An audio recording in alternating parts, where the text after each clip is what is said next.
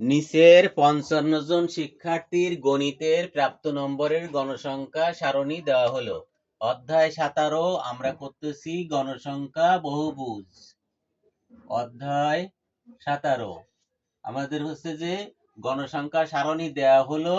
গ নম্বরে যে সবসময় গ্রাফ থাকে, আর এখানে বললাম যে গণসংখ্যা বহুভুজ, গণসংখ্যা বহুভুজ অঙ্কন করো। আবার বলতে পারে বর্ণনা সহ গণসংখ্যা বহুভুজ অঙ্কন করো। বর্ণনা সহ বললেও বর্ণনা দিতে হবে, আর যদি বর্ণনা সহ না বলে তাও দিতে হবে। আচ্ছা, এখন হচ্ছে এখানে শ্রেণী ব্যাপ্তি আর গণসংখ্যা। শ্রেণী ব্যাপ্তি ২১ থেকে ৩০, ৩১ থেকে ৪০, ৪১ থেকে ৫০, ৫১ থেকে ৬০, ৬১ থেকে ৭০, ৭১ থেকে ৮০, ৮১ থেকে ৯০। আর গণসংখ্যা হচ্ছে ৬, ৪, ১০, ১৫, ৯, ৭, ৪। ৯, ৭, ৪। এখন আমরা ঘর গুনবো আগে। ১, ২, ৩, ৪, ৫, ৬, ৭, ৮। এইভাবে আগে ৮টা ঘর কাটবো। ১, ২, ৩, ৪, ৫, ৬, ৭, ৮ দাগ দিব। দিয়ে প্রথম হচ্ছে শ্রেণী ব্যাপ্তি। শ্রেণী ব্যাপ্তি, শ্রেণীর ব্যাপ্তির পরে হচ্ছে অবিচ্ছিন্ন শ্রেণী সীমা নিতে পারি, অথবা আমরা নিতে পারি শ্রেণী মধ্যমান। মানে অবিচ্ছিন্ন শ্রেণী সীমা নিলে হবে, শ্রেণী মধ্যমান নিলে হবে। তা আমরা অবিচ্ছিন্ন শ্রেণী সীমা দিয়ে প্রথমবারে করি, পরে মধ্যমান নিব। অবিচ্ছিন্ন শ্রেণী সীমা, অবিচ্ছিন্ন শ্রেণী সীমা। অবিচ্ছিন্ন শ্রেণী সীমার পর হচ্ছে গণসংখ্যা। গণসংখ্যা তাহলে আমার প্রথম আছে ২১ থেকে ৩০, ২১ থেকে ৩০, ৩১ থেকে ৪০, ৪১ থেকে ৫০, ৫১ থেকে ৬০, ৬১ থেকে ৭০, ৭১ থেকে ৮০, ৮১ থেকে ৯০, ৮১ থেকে ৯০। এখন অবিচ্ছিন্ন শ্রেণী সীমা বের করে কিভাবে? এখানে ২১ আছে, তাতে ০.৫ কমাতে হবে। ০.৫ কমালে ২০.৫ হয়। আর এই ডাইনের সংখ্যা ৩০, ৩০ থেকে ০.৫ বাড়াতে হবে, তাহলে হবে ৩০.৫। এখন এইটা আছে ৩১, ৩১ থেকে ০.৫ কমালে হয় ৩০.৫। আর ৪০ থেকে যদি ০.৫ বাড়ানো হয় তা হয় ৪০.৫। তার মানে কি দাঁড়ালো? ৩০.৫ এইখানের সাথে ৩০.৫ মিলে গেল। এইরকম পরপর মিলে যাবে, এই জন্য বলা হয় একে অবিচ্ছিন্ন শ্রেণী সীমা। ৪০.৫ দেখো, ৪১ তে ০.৫ কমাইলেও হয় এই ৪০.৫, মানে ওইটার সাথে এটা মিলে যায়। আর ৫০, তাহলে এখানে কত হলো? ৫০.৫। তাহলে ৫০.৫ এইখানে চলে আসলে এই যে ৫১ টা কমাইলে হয়, তারপরে ৬০.৫। এখন আমি গদের পরেও লিখে যেতে পারি, এটা ৭০.৫, এটা ৮০.৫, এটা ৯০.৫। তাহলে এই যে ৬০, এখানে আমার ৬০.৫, এই ৭০ এখানে চলে আসলো ৭০.৫, এখানে ৮০.৫। তার মানে মিলে গেল। এই যে ৭১ থেকে ০.৫ কমালে ৭০.৫ হয়। তাহলে এইভাবে দ্রুত লেখা যাবে অবিচ্ছিন্ন শ্রেণী সীমা। এবার গণসংখ্যা। গণসংখ্যা প্রথমে আছে ৬, তারপর আছে ৪, তারপরে আছে ১০, তারপরে ১৫, তারপরে আছে ৯, তারপরে ৭, তারপর ৪। এইবার আমরা বললাম, এইবার আমরা গণসংখ্যার, এইবার আমরা চলে যাব গ্রাফ পেপারে। আচ্ছা, গ্রাফ পেপারে চলে যাব যে কিভাবে আমরা গ্রাফে বসাবো। গ্রাফে বসানোর সময় আমার স্কেলটা গেল কই? স্কেল লাগবে। তাহলে স্কেল দিয়ে আমরা কি করব? রেখা টানবো।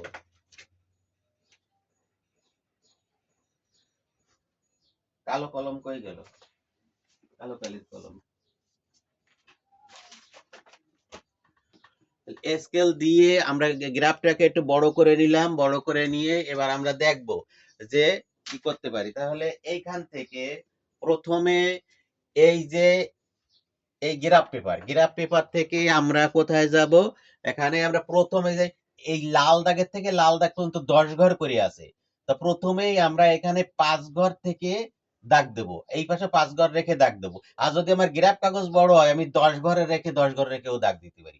তাই আমি 5 ঘর রেখে দিয়ে দিই। তাহলে এই যে ছোট যে লাল দাগটা এখান থেকে 5টা ঘর আছে, 1 2 3 4 5 দিয়ে এভাবে স্কেল ধরে আমরা এখানে কি করব, এই লাল দাগ আছে একটা, এখানে লাল দাগ থাকে একটা, ওই লাল দাগের পথে টান দিলে আমার 5 ঘরের পথে চলে যাচ্ছে। এই 5 ঘর আমি এই কি করলাম, এই টেনে দিলাম। 5 ঘর টেনে দেওয়ার পরে এখন এই এইটারে লিখবো এক্স ড্যাশ, এই এক্স অক্ষ এক্স ড্যাশ দিলাম, আর যেখানে ছেদ করবো এখানে বলা হয় মূল বিন্দু। তাহলে মূল বিন্দু আমি এইখানে গিয়ে 5 ঘর রেখে টান দিলাম।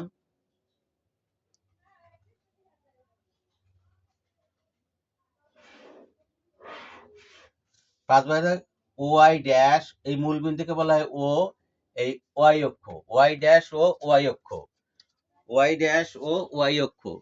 এখন হচ্ছে এক্স ড্যাশ ও এক্স অক্ষ আর ওয়াই ড্যাশ ও ওয়াই অক্ষ। তো আমি এখানে এক্স ড্যাশ ও এই এক্স অক্ষ এখানে রাখলাম, মেশিন উঠলাম না, ওয়াই ড্যাশ ও এই এক্স ড্যাশ এক্স অক্ষ কত দূর গেছে তত দূর আমি দেখাবো। তাহলে এক্স ড্যাশ, এইটা হচ্ছে এক্স ড্যাশ ও এক্স অক্ষ। আচ্ছা এটা হচ্ছে ওয়াই ড্যাশ ও ওয়াই অক্ষ। এইবার এইবার কি করব, যে প্রথমে এই এই মূল বিন্দু থেকে 5 ঘর গুনবো। 5 ঘর গুনলে আমরা এইভাবে ভেঙে রাখবো, 5 ঘর এই ভাঁজ করে রাখবো, ভেঙে রাখবো 5 ঘর। 5 ঘরের পরে আমরা শ্রেণী অবিচ্ছিন্ন শ্রেণী সীমা যদি বসাই তাহলে 20.5 থেকে 30.5, এইখান থেকে এখানে 5 ঘর পর্যন্ত এখানে আমরা 20.5, 20.5 থেকে এই 30.5 একটা সংখ্যা বসাই নিলাম। তাহলে দেখা যায় না, দেখা যায় না হচ্ছে 20.5 থেকে 30.5, এই 5 ঘর। পরবর্তী 5 ঘরে যে কি করব, পরবর্তী 5 ঘরে 40.5, এইটা হলো এই 40.5 এর দাগ পড়ে না, 40.5। তারপরে এটা হচ্ছে এই 40.5, পরের পড়তে 50.5, পরের 5 ঘরে 60.5, তারপরে 5 ঘরে 70.5, পর 5 ঘরে 80.5। তাহলে আবার 80.5 পর্যন্ত এখানে আইসি। তারপরে পরের ঘরে 90.5, 90.5। আমি যদি ইচ্ছা করি আরো রাখতে পারি, 100.5 একটা দিয়ে রাখলাম। এখন আমরা এইখানে কি বসলাম, এক্স ড্যাশ ও এক্স অক্ষে অবিচ্ছিন্ন শ্রেণীসীমা বসাই, যেভাবে করতে হবে ওইভাবে লিখতে হবে। আর ওয়াই ড্যাশ ও ওয়াই অক্ষে গণসংখ্যা বসাই। এখন গণসংখ্যা গুনবো, গণসংখ্যা এখানে কত আছে, 6 প্রথমটা। তাহলে এই এই যে 5 ঘর ভাঙা, এর ঠিক 5 ঘরের এই যে লাল যে দাগটা এখানে 6 ঘর গুনে উঠবে। এক লাল দাগ থেকে আরেক দালে 5 ঘর আছে, 1 ঘর 2 ঘর 3 ঘর 4 ঘর 5 ঘর, 6 ঘর এইখানে পড়ে, এই 6 ফোঁটা দিলাম। পরেরটা আছে 41 থেকে, পরেরটা আছে কি 41 থেকে 10 আছে, 10 প্রথমে 6, পরে 31 থেকে 40 4 ঘর। এখন এই 40 আছে 4 ঘর, এক ঘর এই এই লাল দাগ থেকে এই 5 ঘর আছে, তাহলে 4 ঘরে ফোঁটা দিলাম। পরেরটা আছে 85 আছে 10 ঘর, পরেরটা তাহলে 50.5 10 ঘর, এই লাল দাগ থেকে এই লাল আছে 5 ঘর, ফিরে পরবর্তী লাল দাগ আছে আর 5 ঘর, 10 ঘর গেল। 10 ঘর, তারপর হচ্ছে 15 ঘর, তারপরে এই 60.5 আছে 15 ঘর, 5 আর 5 10, আর এই 15 ঘরে পৌঁছালো। 15 ঘরে পৌঁছানোর পরে হচ্ছে যে এই যে 65 60.5 9 ঘর, তারপর হচ্ছে কয় ঘর, এইখানে আসলে কত ঘর, 9 ঘর। তাহলে 5 আর 5 10, 1 ঘর কম, 9 ঘর। 9 ঘর, পরেরটা আছে 71 থেকে 80 আছে 7 ঘর, তাহলে 80 থেকে 7 ঘর, 5 6 এই 7 ঘরে পৌঁছলাম। তারপর হচ্ছে আবার 4 ঘর, তারপরেরটা আছে এই 5 ঘর, এই 4 ঘরে পৌঁছলাম। পৌঁছানোর পরে এখন স্কেল ধরে এই যে ভাঙা জায়গা থেকে শুরু করতে হবে। এই ভাঙা জায়গা থেকে শুরু করে স্কেল ধরে প্রথমে এই এক ভুজ, ভুজ মানে বাহু, এক বাহু হয়ে গেল এক ভুজ। পরের বিন্দু আছে এইখানে, তাহলে পরের বিন্দু স্কেল ধরে এইভাবে স্কেল ধরে আবার টানবো, যে এই আর এক ভুজ। তারপরের বিন্দু আছে কোথায়? এখানে, এইখানে। তার পরবর্তীতে এখানে যে এই বিন্দুটা আনলাম, এই। তারপরের বিন্দু আছে কোথায়? ওইখানে। তাহলে এখানতে আমরা স্কেল ধরে এই টান দেব। পরের বিন্দু আছে, পরের বিন্দু আছে এইটা। এইটাও আমরা স্কেল ধরে টানবো।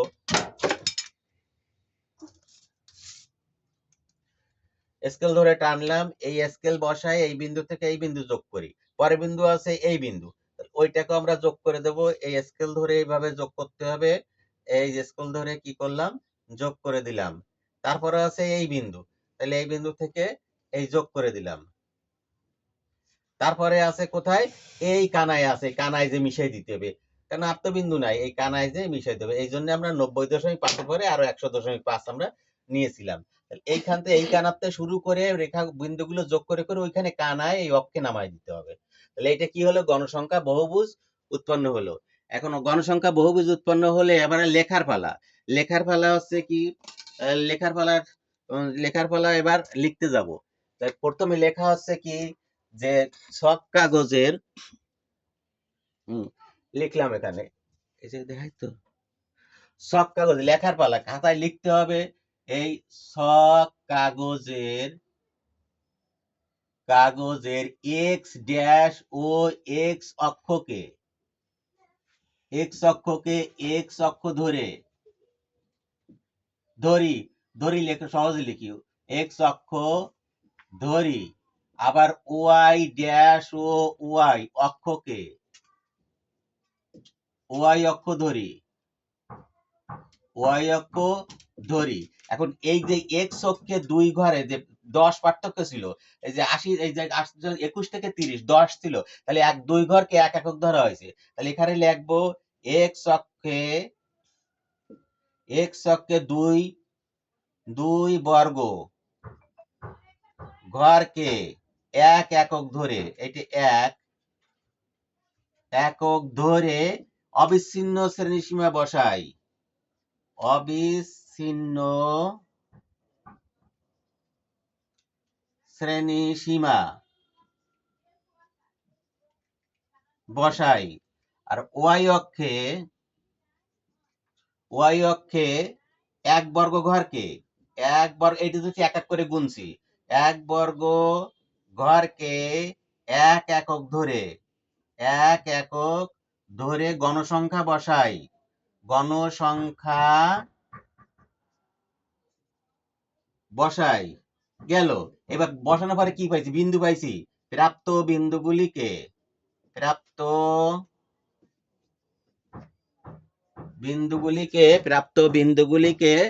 যোগ করে গণসংখ্যা বহুভুজ অঙ্কন করিলাম। পরবর্তী ভিডিও যাবে, টাইম বেশি হয়ে যাচ্ছে।